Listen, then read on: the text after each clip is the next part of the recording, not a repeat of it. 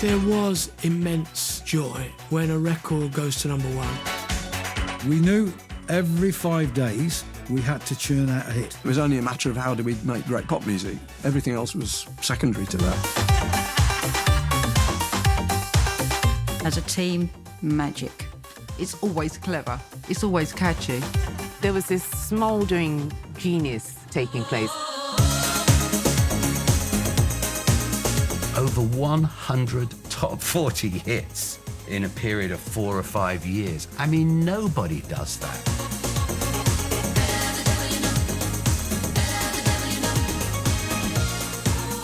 It was classic pop. It was uncompromised. That's what the 80s were, you know, Stock Aitken Waterman defined it. I always look for the magic. There's some magic operating in all hit songs. It was fun.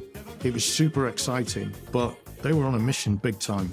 You were on the crest of a wave. The harder you work, the luckier you get.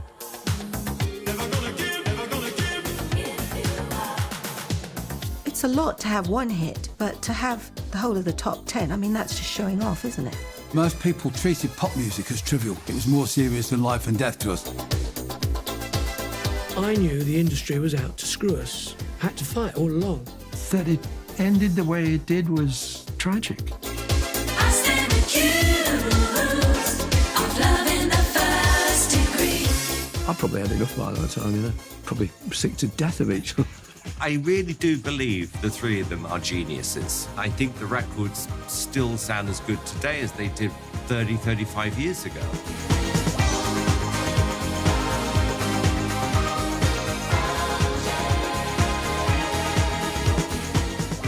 I'm just immensely proud that I'm part of that legacy. It was a pretty wild ride.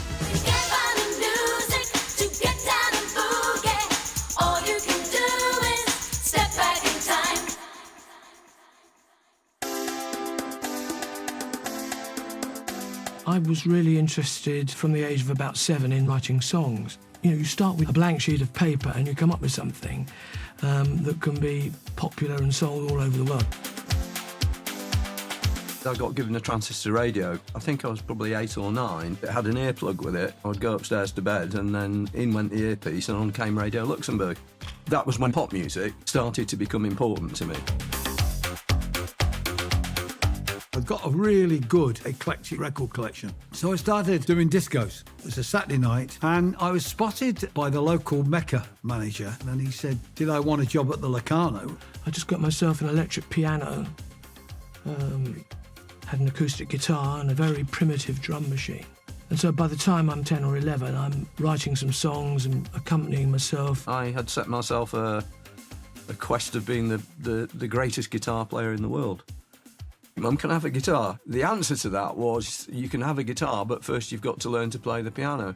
So what that did teach me was proper technique, and it taught me theory. I saw that Magnet Records were looking for promotion guys. Now, the last thing I wanted to do was I didn't want to be a promotion guy.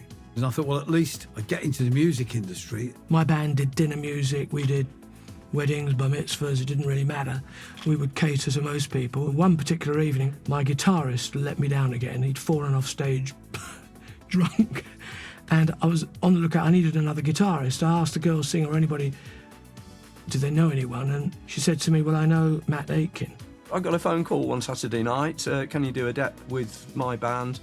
He was a great guitarist, you know. And these were, well, you know, good paying gigs in the West End. Whilst Matt would be playing with me in the band at the Hilton, etc., on other nights we would be in rock pubs doing songs that I'd already written, my own material. And Matt added a dimension to that, and he was clearly, you know, influencing what we were doing and how it was sounding. He said to me one day, you know, if we keep relying on these gigs, we're not going to get the studio side of it away, the creative side. I'm going into a studio that I built under my house, which Matt had been involved with, and I'm going to go into record production, break it into the wider music industry. Matt said, I'm coming with you, you know, I'm keen on doing that as well. Got a call from a friend who I'd signed called Peter Collins, who really was a writer, producer, and I was getting nowhere at Magnet. So I sort of teamed up with Peter. We did Tracy Ullman for Stiff. Tracy Ullman was huge for us. Then we did Nick Kershaw and Matt Bianco. So we got an amazing little thing going. I mean, we're the biggest record in the world with Musical Youth, past the Dutchie. But I wanted more. I wanted something different. There was just so many brilliant influences going on around about that time in the 80s. When I got really, became a pop addict in my early teens, I listened to a lot of British pop. Duran Duran, Adam and the Ants, so much of that kind of new wave music. The New Orders, the Heaven 17s, the the Bowies, which was sort of unisex and quite alternative and credible. Trevor Horn with Frankie and ABC, very processed drums. So really technology came into the pop world. You had this massive mix of different musical styles all happening at the same time. I got a call from a guy called Mike Stock.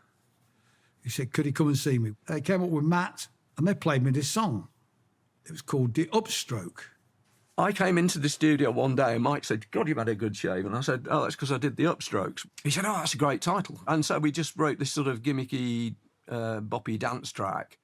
There was something about the track that was like, whoa, this is different. He let it go to the second chorus and then he stopped it. I like it, but it's got to be more radical. It sort of reached down under his desk and he pulled out a record and put it on the turntable and he played this, and it was the New York mix of Relax, Frankie Goes to Hollywood, and said, can you make this sound like this? And we said, yes. And he said, you sound very confident. And we said, we are. So Pete therefore had sort of imagination that he agreed to book a studio, and that was the Marquee Studio in Wardour Street. The first record they brought in was The Upstroke. This track's been recorded, we want it to sound like Frankie Goes to Hollywood. Mike came up with a band's name, Agents Aren't Aeroplanes. That was a quote from John le Carre, the spy who came in from the cold. We had some artwork done, like Frankie Goes to Hollywood. They probably spent $5 or $6 grand, we spent £3, I think. Because if you look at the sleeve, it's bloody awful. But it was evocative of the moment. The first person to play a stock Aitken Waterman record was the best DJ in Britain at the time, and that was John Peel. Now, John Peel at that time was the god of music. He thought it was great.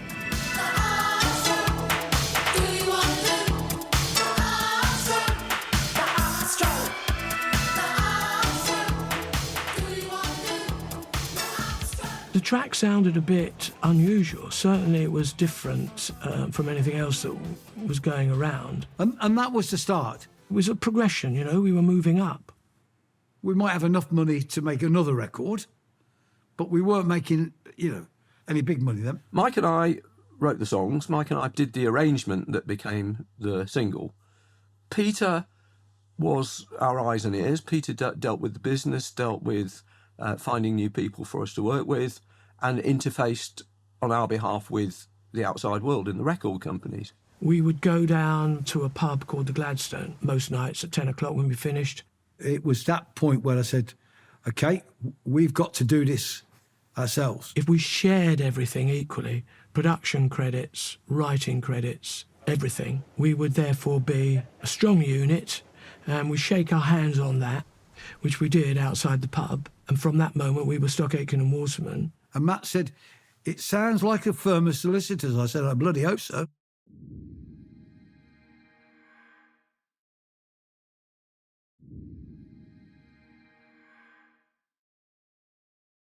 There was a point at the beginning of it all when we were following the trend and saying we need to make high-energy dance music here because there's a market. The high-energy sort of disco, which was like underground club scene, which my mother was really big in. So she was having like a big hit with So Many Men, So Little Time. My auntie was also a disco diva. Amy Stewart, she'd had big hits with Knock on Wood and Come on Baby Light My Fire. I never knew those kind of songs were called high-energy records. The guy that helped us that mostly was Barry Evangeli, who ran a record label called Proto Records, which was purely interested in the clubs.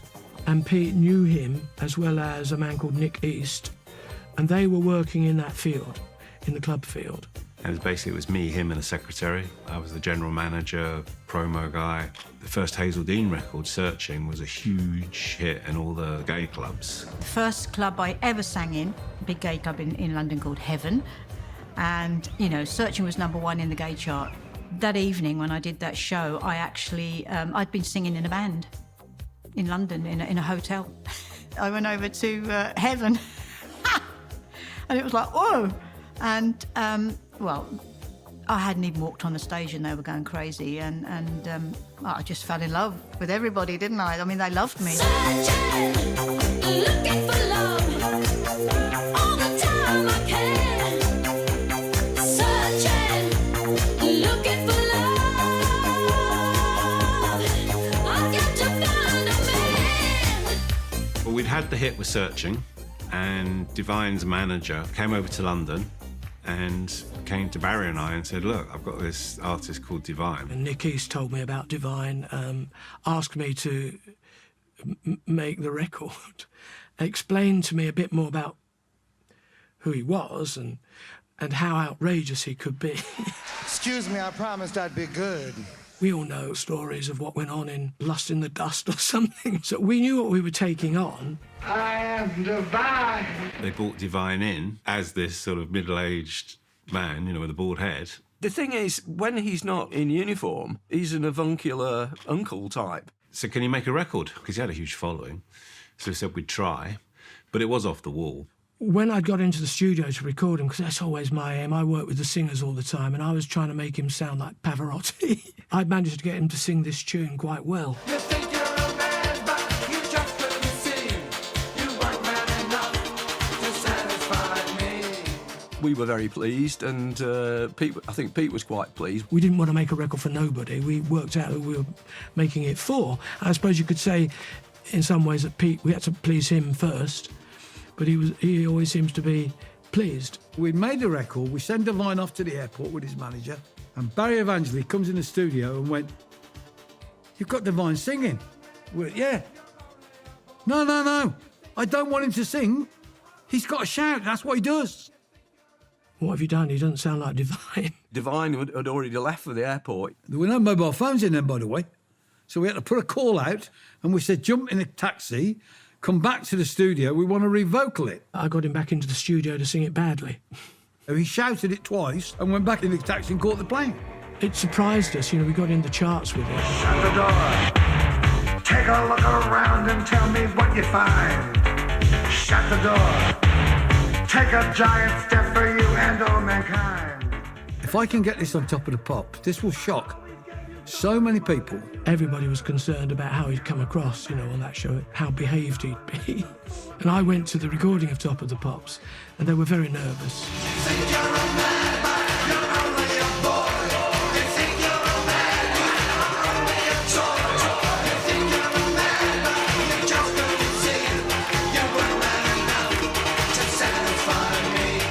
Did you see Top of the Pops last night? Did you see that old woman on there? I went, no, that's not a woman, that's a bloke. What? And I remember that he pulled the taxi up in Dean Street like, you know, we'd hit a wall. The gay clubs were essential. The whole club scene was essential to breaking a record because major labels had the power, had the money to get records on the radio.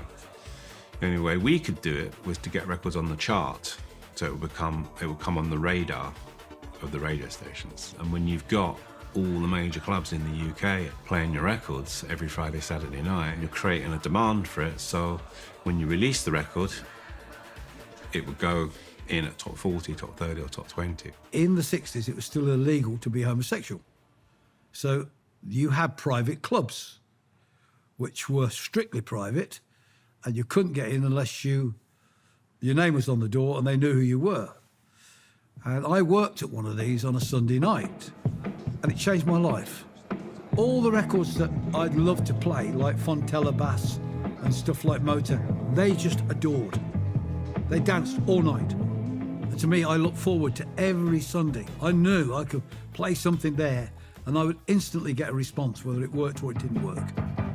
I guess when I went to Heaven, I was back in 64, 65, because I saw the same reaction. It was like I can be a company that makes these records for these people. A club DJ earns his keep by keeping the dance floor packed. If he puts music out there that nobody likes, the floor clears up and the manager says, don't come back. When we'd made a record with what was called an acetate, which was we used to make a record made of wax, it wouldn't last very long, and you'd try and get your DJ to play the record, and I would go up in the cage, you know, where the DJ was, looking down on the dance floor, and I would know in about 30 seconds whether I had a hit or not. They would just stop dancing, or they would go crazy. I'm in Proto Records one day, and who should be there? Pete Waterman. How you doing then, kid? Yeah, I'm doing fine. Searching was sitting at number 6 in the charts, and I hadn't got a follow-up. He said, you want to come down to the Marquee studio and meet these 2 guys I'm working with? I said, oh, yeah, really? He said, yeah. He said, I think you should come and meet them and listen to what we're doing. Peter was in Barry's ear. He said, my boys are the greatest. But I got on great with Mike and Matt because they were great. They were great musicians. They worked in dance bands as well, and they did a lot of the same sort of shows and all the kind of stuff that I was doing in various bands in London at that time, the hotel circuit and all that kind of stuff. So we had a lot in common, really. Go, go, go. We had a song that we'd just written for a guy. Let's put that up for consideration. So we re-demoed it in a girl's key and sent that up. So I said, I really like this song. I said, but I don't like that chorus. Dance along the way, dance along the way. It happened so quickly. And when they sent it to me, it was Whatever I Do As We Now Know and Love It Today. Whatever I do, wherever I go. And I said, yep, that's fantastic. And I just went in more or less as quickly as we could to record it. Hazel's a real pro. Once she got the tune in her head, she was off and running.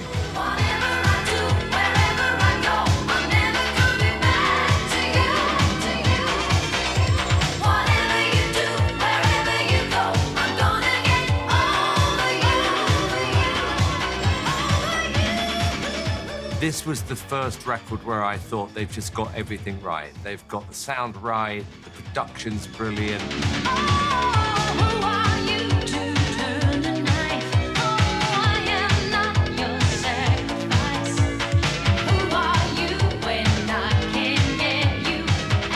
Everything about that record was incredible.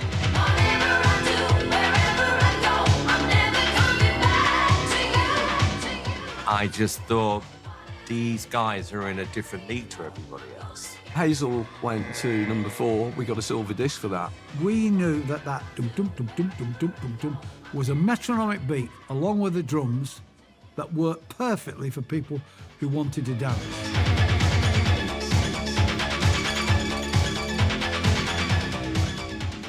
Right from day one, the records we were making had to be metronomic, because that's what it was all about. Our, if you could call it, plan was just write a song, put it to a dance beat, then potentially you can capture radio, club and the wider public.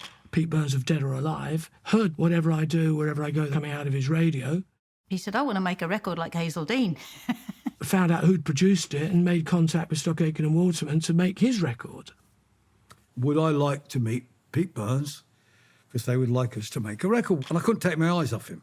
So I knew it was like, whoa, this is quite incredible. Dead or Alive, they had a record deal with CBS. It was at the time probably the biggest record label. Pete said to me, you know, this is a major act for us on a major label. We've got a great budget. Pete Burns would always turn up to the studio in the full outfit, the big hair and the makeup. And he played me 3 tracks. And then he played me Spin Me Round. And I went, that'll do. It was that song of all their songs that they had that Pete thought we should work on first. We changed the arrangement of the structure of the song just to make it flow what we thought better. So the whole process was very slow, very painstaking. On that particular track, a lot of the parts were already programmed, and it was a matter of putting those down with the right sound. Matt and me didn't really need any help from the band members. We were busy trying to get the technology that we needed to realise that record. Mike Stock told him quite rightly at one point, Pete Burns, we weren't teachers. We weren't there to teach him how the desk worked. We were there to give him hit records, which Pete took like a lead balloon. Watch out, here I come. Once we got the vocals on, it was great, because Pete just aced it, and I just aced it as well. Pete Burns and possibly other members of the band didn't really understand the mixing process. We were at loggerheads. I mean, we really were at loggerheads. I sort of said, OK, guys, off you go. All of you, at the studio. And said to me, Phil, you're staying there. We're going to finish this. And if you don't like it, that's it, we're over. And Pete Waterman and I set about a long evening's mix. At about 10:30, 11 o'clock, the desk broke down and we had to wait for the engineer to come up from Southend. So he didn't get there till 12:30. First to hear it would have been Mike and Matt. They used to arrive at around 10 in the morning. Played the record to Matt and Mike made some comments because I got certain things wrong in the mix. Now, there's no way at this point I can rectify this. I said, for Christ's sake, don't say anything. So Pete Burns and the boys came in and I said to Phil, right, whack it up as loud as it'll go on the big speakers. I watched Pete Burns' face. It was like a child. Within 20 seconds, he's jumping up and down, they're all whooping, they're all getting excited. I get to know your name.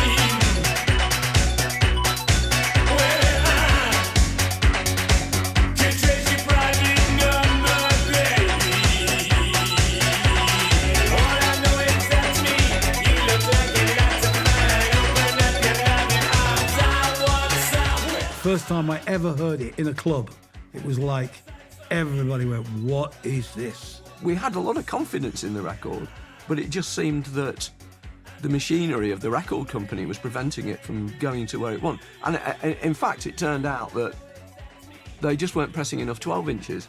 And a lot of the demand was for, we had 2 or 3 mixes. They were pressing a lot of 7 inches, but not enough 12 inches, and that was really throttling it. Once they caught up with what they should have been doing, that's when it started to really climb. I mean, You Spin Me Round was just a perfect pop record. It was great on the radio. It was a song that you could really dance to. And I guess Stock Aitken and Waterman, that was their roots. That's what they did. They made high-energy dance music. And of course gave them their first ever UK #1. I'm going, thank you very much. I can buy a house now. That's it. Mansion in the country, swimming pool. I might buy 2 mansions. We sort of rubbed our hands, thought, yeah, there we are, we've made it. And nobody called us. Nobody rang up. Phone stopped ringing, really.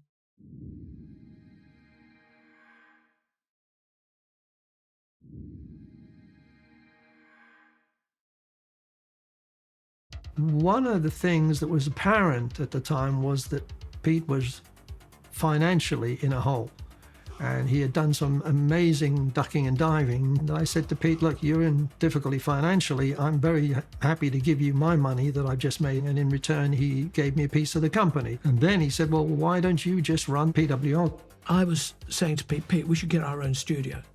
That's been my maxim throughout life. Do it yourself. Do everything yourself. It seemed to be Mike driving it. So at the beginning of '85, we came out of the Marquee and moved into our own studio.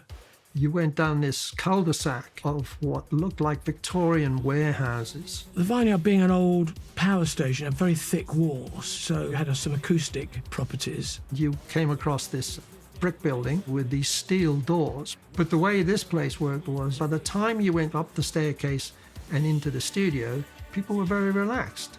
It was just a great atmosphere to be in. We brought with us our team. Phil Harding came with us. I could feel that this team was going somewhere. There was a camaraderie there that was built up, which was part of our strength, I think. We were all pulling together. We scrabbled around because, as I said, the phone wasn't going. We were sitting at #1 and thinking, well, we're in our new studio here. What are we going to do? I mean, we've got to make a living.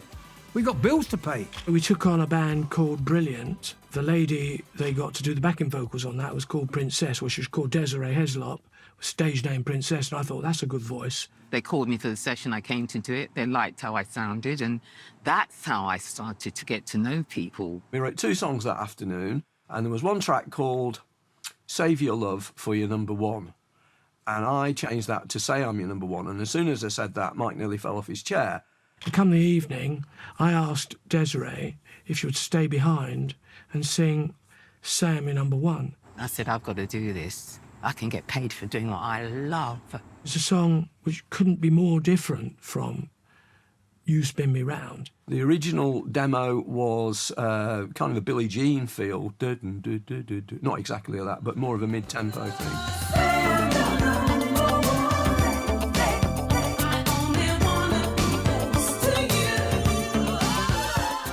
It was Mike's brainwave to turn it into more of a Jam and Lewis thing after he'd heard Desiree Princess singing. So I would do any little thing that, you know, stay, anything little thing that came to me, and they would be like, yeah, we'll keep that.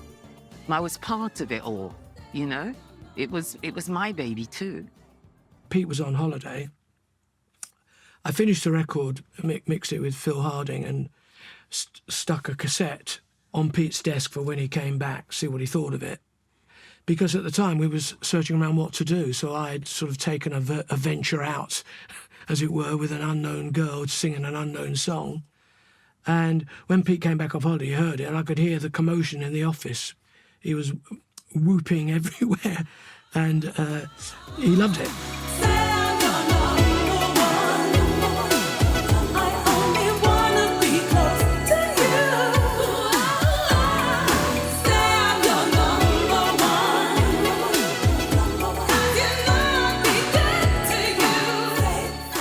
I remember hearing the name Princess. I said, you can't call her Princess. You said Princess? It's a dog's name. We've got a prince. You can't have a prince and princess. Look how many times you've said it. And he said, all right, Princess, all right then. So then he warmed to it. She was amazing. I did pour emotion into it. And no matter what, people feel that. If you're feeling it, they invariably do. It had that dust on it. Pete said, look, I've just got this studio in South London. I'll give you a desk, set a label up, set Supreme up. Pete played me Sam Number One. He said, look, I've tried to place this with the major publishers and they've turned it down. I think it's a hit. And then finally, when it's released, you know, we broke into the top 10 again.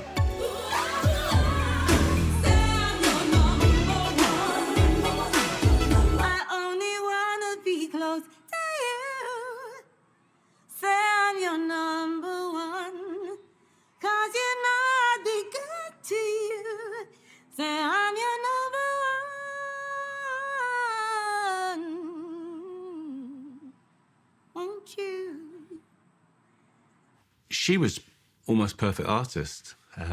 Incredible voice, very articulate, very good at doing interviews.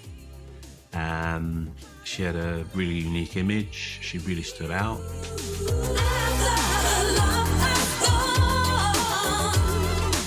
Well, we did an album with Princess. We did several other sort of R&B-ish tracks around that time.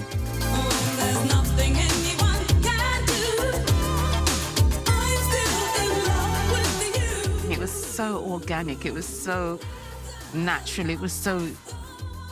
We were so cool with each other. Everybody was fine. We had... It was a love affair. No matter what they do, I'm gonna keep on loving you. No matter what they say, they'll never make me walk away. This far down the line, it's still an easy thing to say. I'll keep on loving you. We were family. Really were like family. And we had a lot of success with Princess, and she was offered a big deal from Polydor, which we couldn't compete with, and she signed with Polydor. We could have gone on for a long time, I think. There were other things. They were also dealing with other artists now, and the kind of attention that I would have required to present the next stage of Princess wasn't immediately available.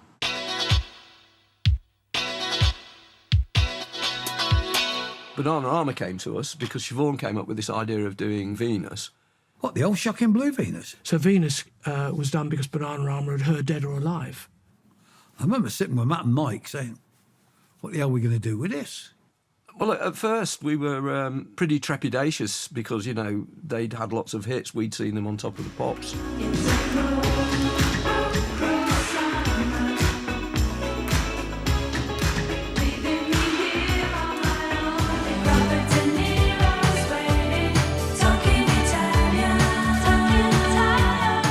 first sort of real established act we'd worked with. I think Matt felt, as I did, that that's a bit of extra pressure. We kind of liked it when we worked with artists for the first time who'd never had hits, new to the industry, because that's like a blank canvas, and we could be experimental as well as creative as we liked. So I recorded the vocals for that. They get behind the mic, and they knew the song backwards. I mean, a couple of hours, I've got it down. I don't need any more. It's fine. I couldn't find anything wrong with it. It's all basically unison. There's no really harmonies or anything going on. So I said to them, that's it, girls, we got it. And they said, no, you can't have got it. It takes us 3 days to do vocals. I said, why does it take you 3 days to do vocals? Well, previous producers always took that long to have it. I said, well, look, I said, as far as I'm concerned, you've come in, you've done it. It's all fine. Leave it with me. Venus, as a song, had a boogie bass line. And I said to Pete and Matt, look, this song will lose something unless you keep that bass line. It's integral to the feel of it, but we'll brighten it up, we'll chivvy it along, and we'll make it sound dancey. We played the girls the mix, or the tentative mix, and I said, so girls, what do you think? Not a word. So I said, well, you must think something. Well, it don't sound like Spin Me Round, does it? What? Well, you didn't say you wanted it to sound like Spin Me Round. Well, what do you think we came to you for? We came back to the studio and we just put a bit more, turned the percussion up a bit. And we got all the Dead or Alive tapes out the studio, and we took all the percussion off Dead or Alive, Spin Me Round, and put it all on Venus. We come back and they went, yeah, that's it. And we went, She's got it. Yeah, baby, she's got it. I'm your Venus. I'm your fire, your desire. Well, I'm your Venus. I'm your fire, your desire.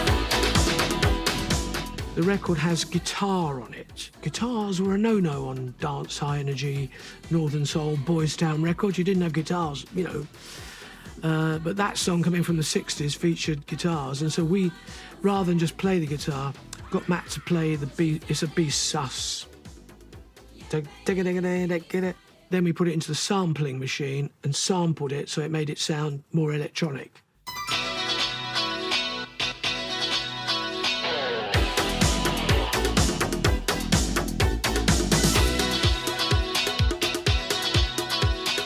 Do that well in the UK, it only got to, was it number 8 or something? But in the States, this flew out the door, went to number 1. Venus became a worldwide number 1. To most people, it was the follow-up to Spin Me Round, because Pete had not wanted to do another Hi-NRG record. So what Pete didn't do, Bananarama did. Well, the turning point, without a question, was Mel and Kim. We knew we got it right with Mel and Kim. They gave us the confidence that we needed.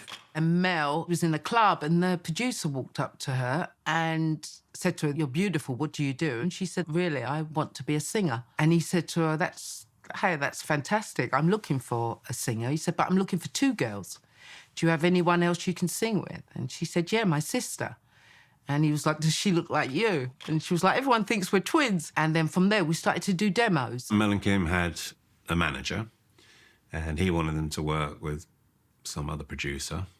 And I said, "No, we work with Aitken Waterman." And Mel and I were really excited because, they had produced and written this track for Princess. We just were convinced it was 3 brothers. It was 3 black guys that had done that. And down they came. And I imagine our faces was a picture. She couldn't believe that, as it were, 2 white guys sitting in the studio had come up with this R&B, American-sounding song or record.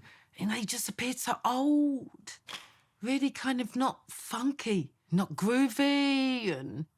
But once they started working together, they just fell in love with them. Mel and Kim were a little neutron bomb, really. They were wildly enthusiastic about working in a studio, wildly enthusiastic about working with us.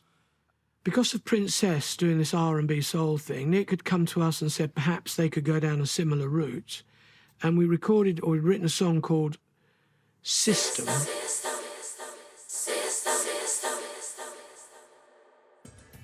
Which was a bit R&B.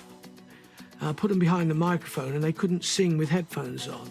It freaked us out hearing our voices come back because we were used to just singing one-on-one to each other. We spent the day singing that, and they were really happy. They said, look, we go to the pub after, you want to come to the pub? And we were like, yeah, OK. So there was this lovely little pub that eventually became our hangout. A couple of bottles of lager and they were away. They were, fun. We were falling off the chairs, all of us. I just think they'd never met girls like, because we were we were streetwise, we were tough, but we were also very feminine at the same time, so. I turned to Mike and went, got it. These girls now become our rebels. Pete said, scrap the track. We need something tough, something edgy for these girls. One of the things that Pete recognised, and probably Matt and Mike did, was that if you take somebody completely raw and unknown, then they've got a chance to mould that and make that into something the way they see it. And they were really confident about their own opinion, which you have to be as a record producer.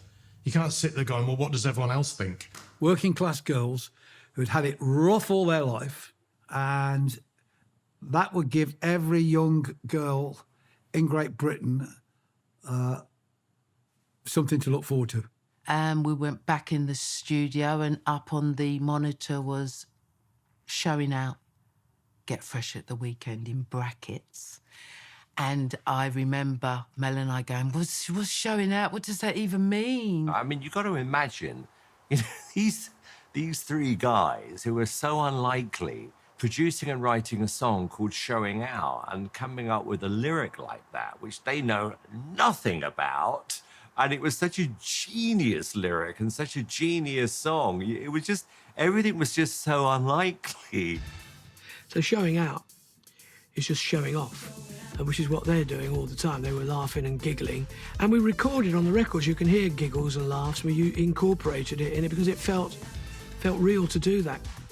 Because we were used to the cans now, we went into the vocal booth and we just sang together. And once they mixed it, which we got on vinyl by Tova, and we had the 12-inch, it was a killer track. It's still my favourite Mel and Kim track. They were sassy enough to carry it off, and it was absolutely perfect.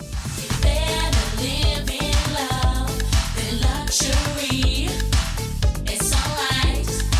The dance routine we learnt in my living room in London Fields. So we'd stand in my living room and it was all right. Okay, and then you turn, okay. And it was all done at home.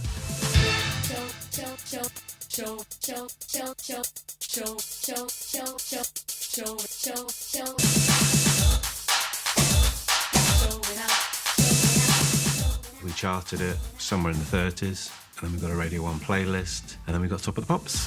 Get fresh at the weekend. Show it out. Get fresh at the weekend. Show it out. Again, top 5. They were the first new artists that Stock Aitken Waterman worked with from scratch. Working with those two girls on what we wanted to do, we became a group. 3 boys and 2 girls. Showing Out got to number 3. We thought it was going to do number 1 because it was different enough, and it didn't, and I think that was a bit of a disappointment.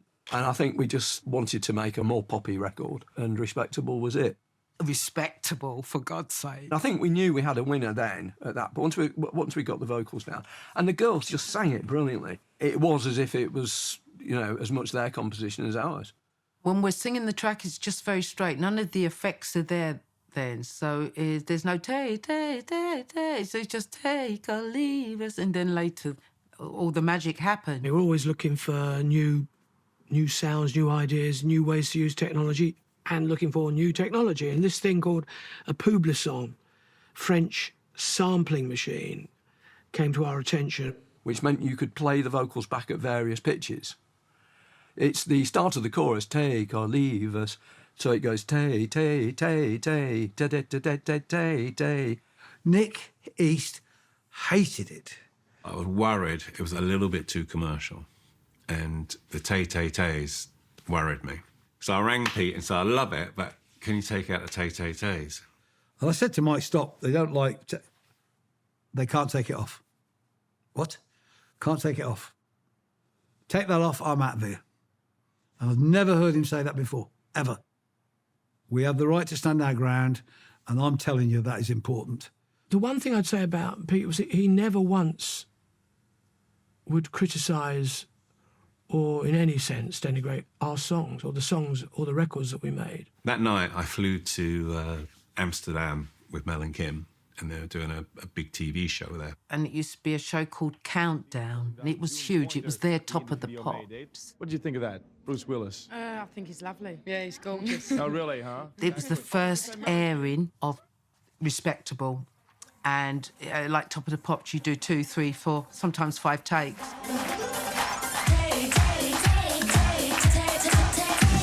And by the end of the second take, the whole studio was singing Take, Take, Take. I'm like, OK, I got that wrong, that works. So I rang Pete. For Christ's sake, don't take that take off the start. We've got a club here in Holland going nuts about it.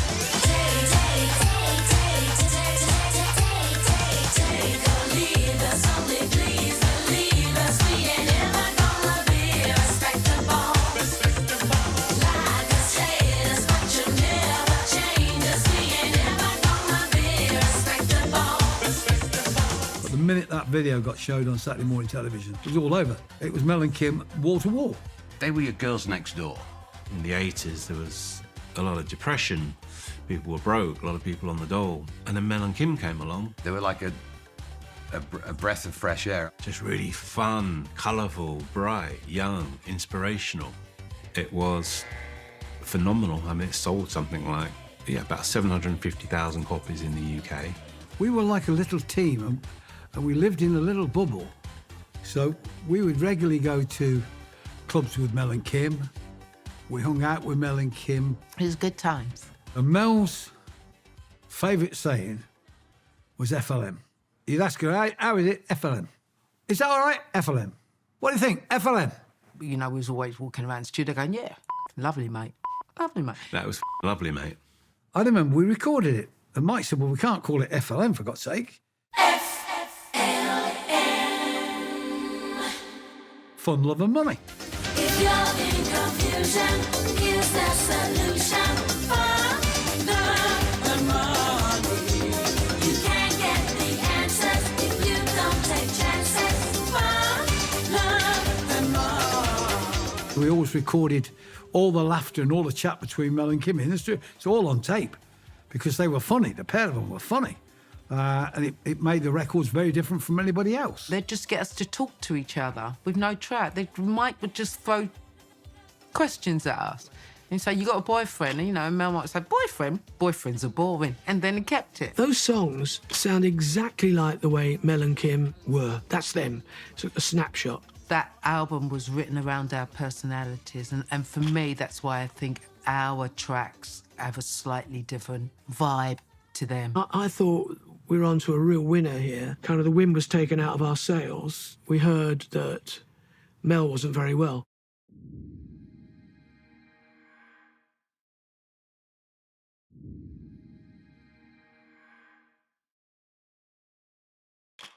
Mel had been kind of complaining about back problems. She kept saying that her lower back was giving her pain, and we just put it down to we were heavily kind of being choreographed at that time. The whole thing was routines, and it was a hectic schedule. We'd gone to Japan, which was a nightmare because it was like something 16-hour flight, and she was in absolute agony. And by the time we got there, all the promo they had set up, we couldn't do nothing. And by this time, I was thinking, OK, something's not right here. And eventually we flew back. She went to Bart's for tests, and then it came back saying that she had cancer. I can't tell you.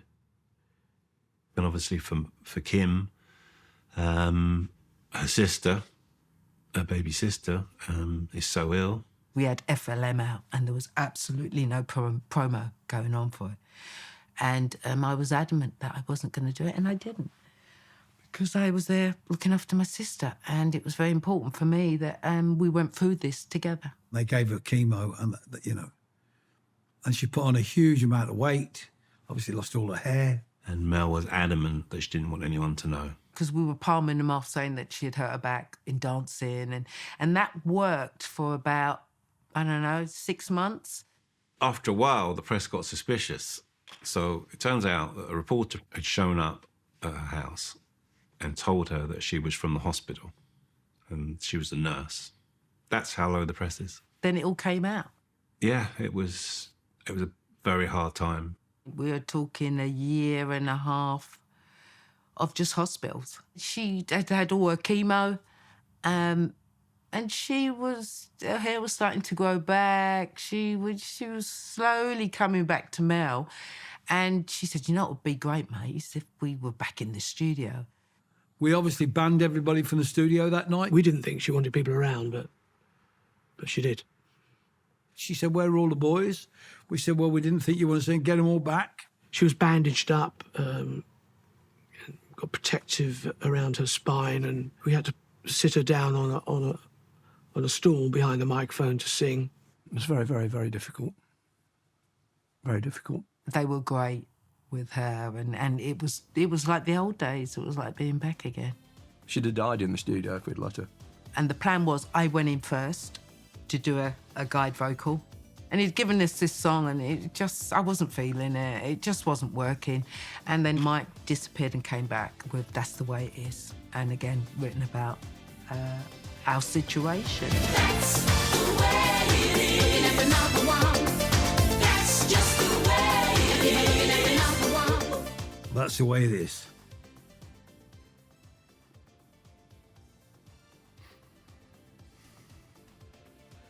And I thought,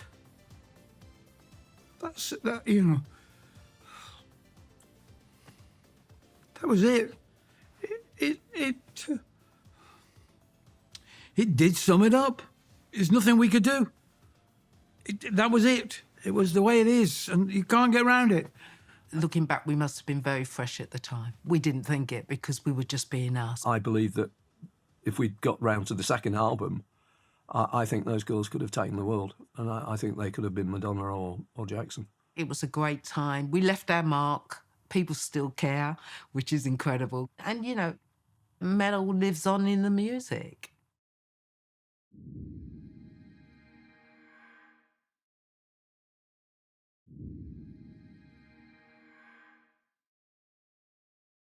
When I first met Pete, it was, without question, a defining moment for me, my life, my career. I had just started a tiny little record label. I had an artist. I heard a record they'd made by Hazel Dean, and I loved this record. And I wanted to know who produced it, and I tracked them down to this place in the borough. And I came in thinking I was doing them a favor because I had a record I was just about to release. So he puts the record on, plays it for 20 seconds, goes, "That's a hit, mate." We had a massive hit with So Macho. It sold about 1 million copies. But then that left us with a problem because we needed another song and we only had one song. He turned around to me and he went, "What are you doing here?" And I went, "I want you to give me a record for my artist." And he went, "I'm too busy." And I went, "Doing what?" And he just gave me this awful wink, like, "Watch." I said, "I have no idea what you're talking about." And then it just went boom.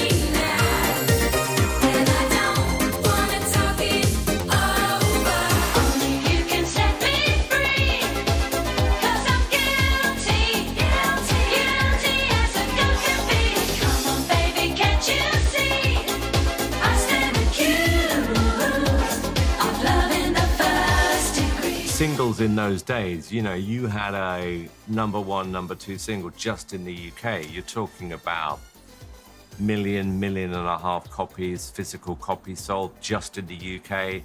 Then you got the rest of the world. There was a lot of money sloshing around. Stock Aitken Waterman will forever being sniped at by the music press. The cool music press would go, oh, it's another Stock Aitken and Waterman manufactured bit of cheese. Suggesting that what we did was easy or rubbish. Radio didn't like what Stock Aitken and Waterman were making. They hated their records. Let's get that very plain. We were hated. They were really unhappy that without radio, Pete and Mike and Matt kept having all these hits. You got three lads that took on the world and made a fortune.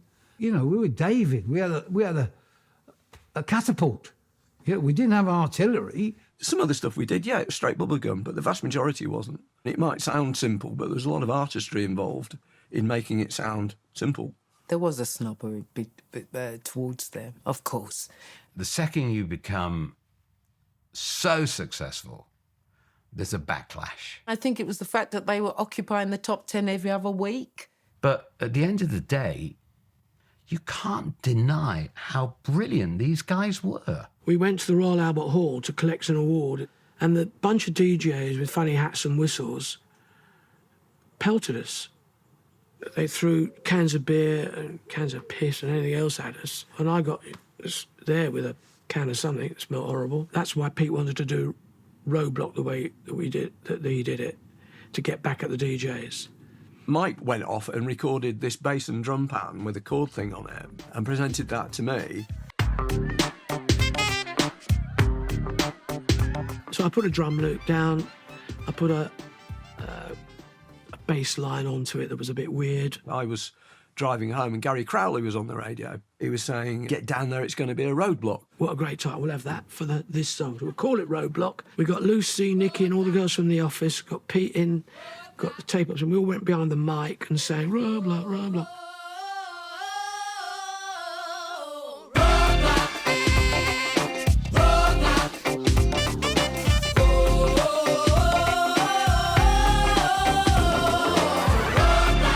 We put a load of crowd noises on it, made it into a party record, basically. They didn't tell people who it was because they didn't want their name to put people off playing it. And all the cool radio DJs were playing that, you know, like, so happy to have some decent music to play instead of that Stock Aitken Waterman rubbish. A particular magazine would always reviewing Bananarama singles. And the only reason they wanted to review them is so they could slate them. But they were the first to review Roadblock, not knowing it was us. And they said, that's the best goddamn dance record of 1987. It was a bit of a spoof, but I think it got to 13. And all the tracks we made, I probably hear that most often these days. When we all found out that actually Roadblock was Stock Aitken and Waterman, I went, fair dues, fair dues. It's a really good track. I had a story in the newspaper because the boy who'd starred in one of my music videos, I'd started to date him. So the newspapers were saying, oh, Sunita has a toy boy. I got this phone call saying, I've got your hit, mate. And I went, which one? He went, your hit for Sunita. So I got in my car, drove down to the studio, and he played me the bridge, actually, of the song. And it was enough to go, right, I've got to get her in the studio as quickly as possible. I remember thinking that I was going to be treated like a star because I'd had a hit. And I got there, and to my horror, Mike Stock is on the piano, and the first thing he does is stop playing scales and hitting notes and saying, sing this note. And I was like, it's okay, I'm already warmed up. I was singing in the car on the way to get here. No, I just want to see if you can sing in tune or not. And I remember thinking, right, this is going to be interesting. The biggest anomaly of all of the way that we worked is that Mike and I, we'd never met the artists that we were going to work with until the moment the studio door opened. Most producers will go out to dinner, you know, there'll be a lot of schmoozing and getting to know you. It's all going to be fine, isn't it going to be great? We're really looking forward to... With us, it was just very cold and bang. Sing the line about, you know, you want everyone to know. Okay, I sing that. And he said, okay, good, well done. That's the quickest we've ever recorded a track. And I said, well, we haven't sung it yet. Like you had to do one perfect take in the old days. But they sort of, a line here, a line there, a line, and then they kind of just put it all together like a puzzle. As soon as the tape rolled, she was there. It was right in the groove, squarely in the groove. Fantastic. Double track it. Shall we go to the pub? And I said to Simon, we haven't done the track. He said, don't worry about it. Just say thank you. Just say thank you. A week later, they sent us Toy Boy. Everybody's talking when they see me walking with this little boy of mine. Simon, who was so dedicated to his passion of hits, you knew that when you gave him a record like Toy Boy, he would do his best to make it a hit. He's my toy boy, I'm out with my toy boy. You got to remember at this point, I had no money, I had nothing. I had one artist, and I really did believe that the only people who would give her those records were Stock Aitken and Waterman. I knew even then it was them. It was very exciting, kind of surreal, because I've now been around the world. You know, I've performed at the Tokyo Dome. You know, I've knocked Madonna off the top of the charts. You know, I'm now Whitney Houston. Pete had this amazing knack of finding somebody who would not necessarily look like a star, but they had a good voice. He could see the way that he would be able to successfully bring them to market. The first time I was in the presence of Pete Waterman, let's say, he'd come up to see a showcase that our then managers had put together. Then came the third group. They were called FBI. I started as the drummer in that band, and then I kind of progressed into being the singer.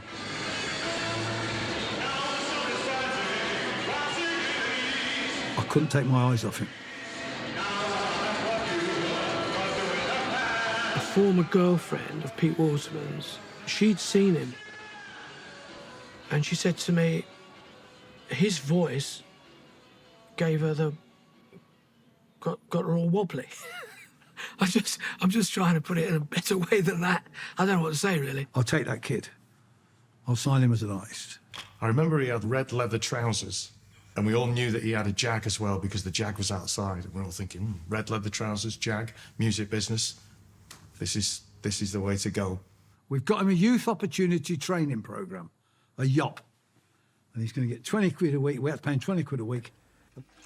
I ended up being a T-boy at Stock Aitken Waterman's place, but it was amazing. It was like a really great apprenticeship. And that's what he did. He came down and served us tea and sandwiches for a good year, I think, before we actually worked with him. There is only me who makes decent tea down here, so somebody's got to do it, you know. He was a singer and an artist that Pete wanted to develop, but the rest of the building weren't told that.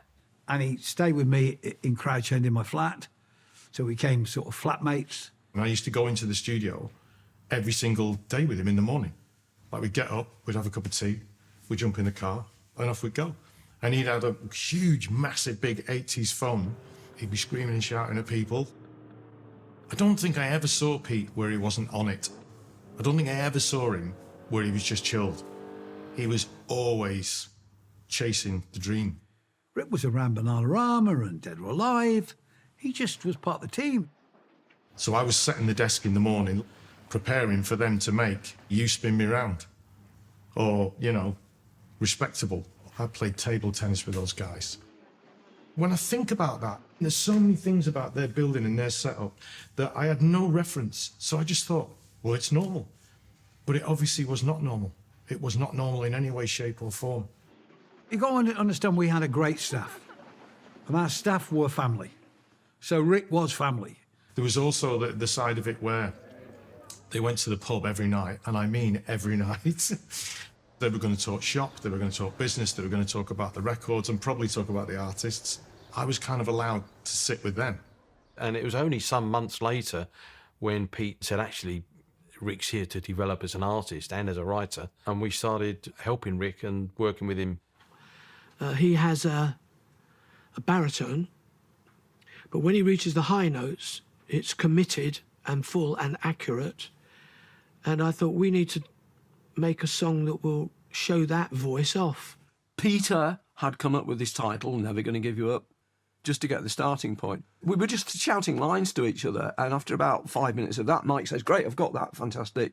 And then we sat down and wrote the verses. When you're laying a master down on anybody's vocal, you're putting something down that's never been put down before, and sometimes you've got to do it note by note.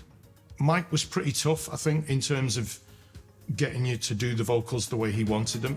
We're no strangers to love. You know the rules, and so do I. And he had a certain thing in the way that he wanted the vocals to be. And all good producers do. And I've come to realise that. But as a 21-year-old, 20-year-old kid, I thought he was a bit of a tough nut, to be honest. But he kind of had to be. I was very inexperienced. I didn't really know what I was doing. Peter came in and said, and by the way, how's that Rick Astley track going? And we said, well, we seem to have hit a brick wall. And the reason it wasn't working was that Rick's voice was dragging the track back, because it's so big and so all-encompassing and so powerful that there was no funk in it, there was no rhythm, there was no groove. We found a track that was out at the time, that was a sort of house music track, that just happened to be in the same key as well, weirdly. And we basically grafted that rhythm track onto what we had, and suddenly it worked. And it was just like, wow, where did that come from?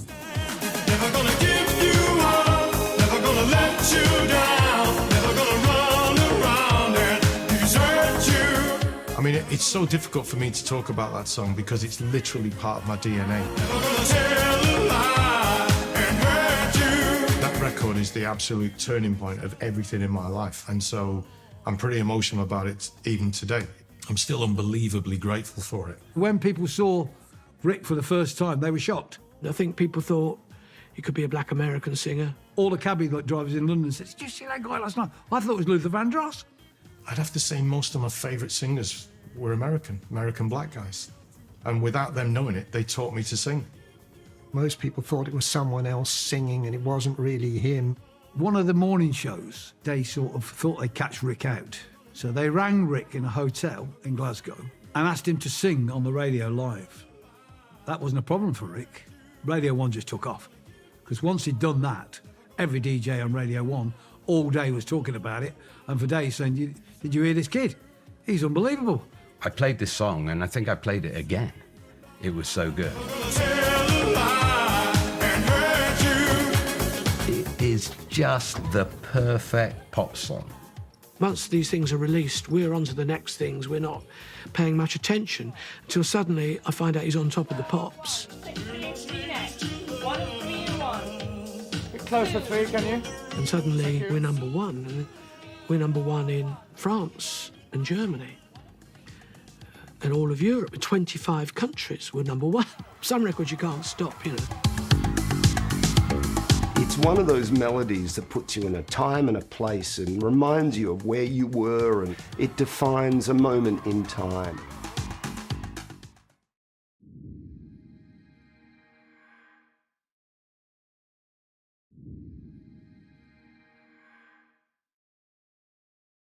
Kylie Minogue was a name that neither Matt nor I had heard, and Neighbours was just before the 1 o'clock news on the BBC. How would you like to come in and try singing in a proper studio to see just what you can do? I mean, we're always on the lookout for new talent, and thanks to Scott here, we might just have struck gold with you. Me? You want me? That's right. I could be a singer. It's great. I don't believe it. In Australia, Mushroom was a company owned by Michael Kaczynski, who was a promoter. And so he was doing the tours and the big gigs. Pete had done a thing where he seconded Mike Duffy, one of our engineers, to go down to Australia. We sent Mike down on a sabbatical for 6 months to teach these guys how to use the equipment. One of the first things Michael did was to give Kylie to Mike and say, make a record with her. And they chose The Locomotion.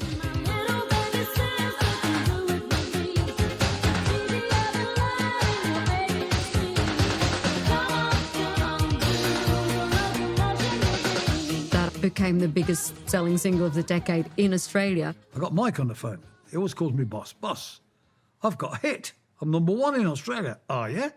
Yeah, I've sold 100,000 records. The next logical step, with Neighbours being a big success in the UK, was to go to the mothership, the homeland of where Mike Duffy came from, and go to Aitken Waterman.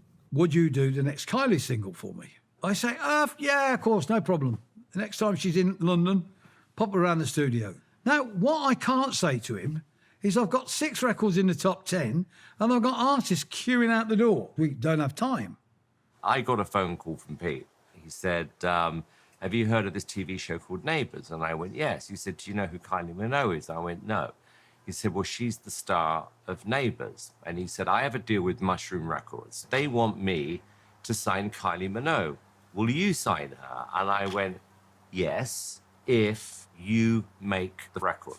He went, no. I said, well, then I'm not signing her.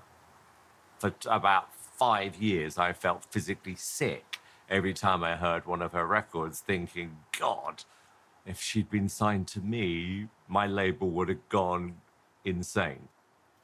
So we arranged for Kylie to come over for a week, and she would be in the studio with Matt and Mike, and we would make a record, and then she would go back into the show.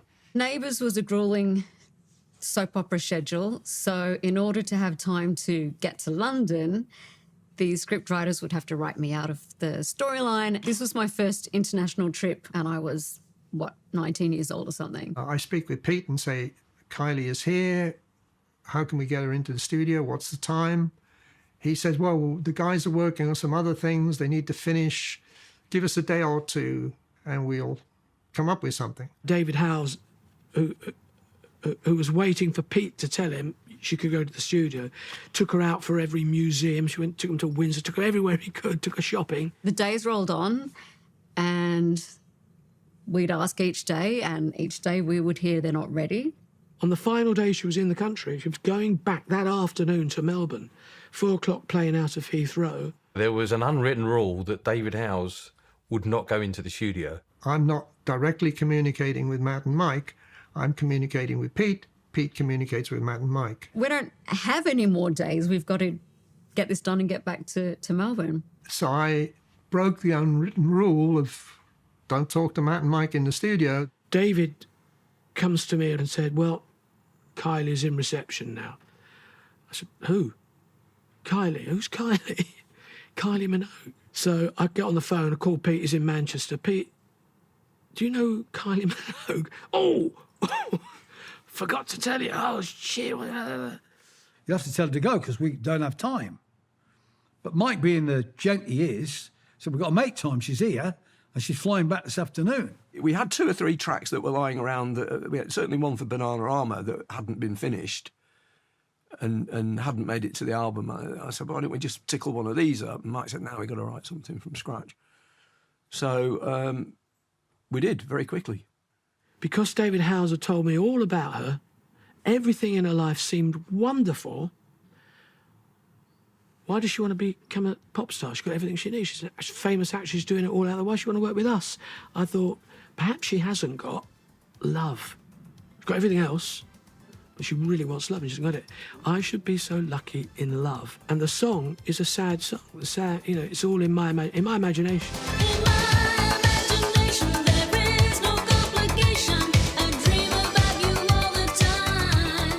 I really didn't know what to expect. I'd only been in a couple of studios prior to that. I got the first verse done and said to Matt, go over there, write a second verse, follow the meter. So they presented the song, I Should Be So Lucky, talked me through it, played it to me, this is how it goes. And she was quick. And she was learning the words as we were feeding them to her, so she could project it to the mic. She was good at that because she learned a neighbour's script every day.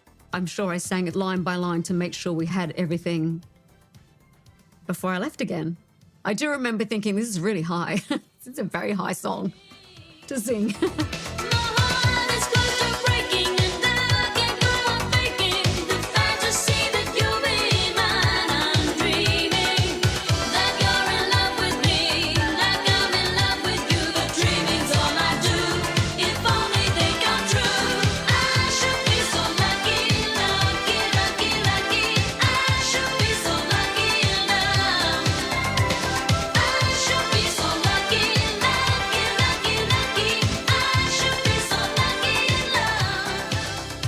Kept getting telexes from Australia saying, when we're going to hear the record, when we're going to hear the record. So I remember thinking to myself, I better listen to this record. Pete wasn't terribly interested in this record. And then I had a amazing phone call one day from Michael Hurl, the BBC producer, who is in Australia. I hear you've recorded Kylie Minogue. I said, yes. I've seen this girl. I'm down here. She's fantastic. I'd like to do something with her. For the Christmas morning with Noel Edmonds, which had the record Christmas viewing on.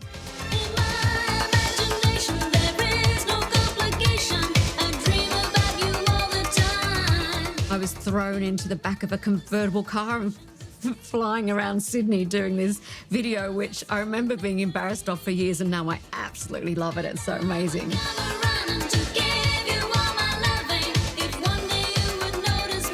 Suddenly, before you know it, we've got a #1 record and a major new star. Woolworths have come in for 200,000. And for the first time, we saw hands-on how much money was generated by an artist and a record company. Suddenly, we are making millions and millions of pounds. We're selling millions of records. And I think that was the downfall, because then the accountants need to take over. Welcome to the Hit Factory, London. He was like a box of fireworks, you know. When Pete heard the record, he went ka-ching. We're #1 for 5 weeks, and somebody says, what's the follow-up? They still worked at an incredible pace. Singers like that just come in and do the job. The next thing I knew, I'm on top of the pops, #1. It could get testy at times. Matt decided he'd had enough. And I thought, well, fine, if that's the way you feel, fine, screw you. It wasn't the same.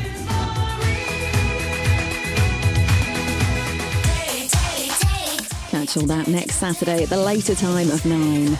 Paul Merton and Suki Webster are back on the road again. Join them motorhoming in Devon as the new series continues at 9 tomorrow. And tonight we're celebrating some of Stock, Aitken and Waterman's Hit Factory classics with their greatest hits, brand new next.